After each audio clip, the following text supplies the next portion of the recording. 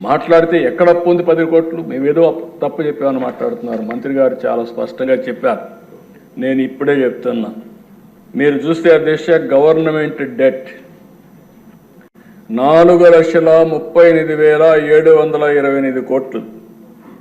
Public account liabilities అంటే ఉద్యోగస్తుల డబ్బులు కూడా మొత్తం వీళ్ళు తీసుకొని వాడేసే పరిస్థితికి వచ్చారు. 80,914 కోట్లు. కార్పొరేషన్స్ డెట్ 2,48,677 కోట్లు.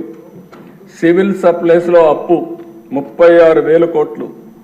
డ్యూ టు పవర్ సెక్టర్లో వాళ్ళకి ఇవ్వాల్సింది 34,267 కోట్లు.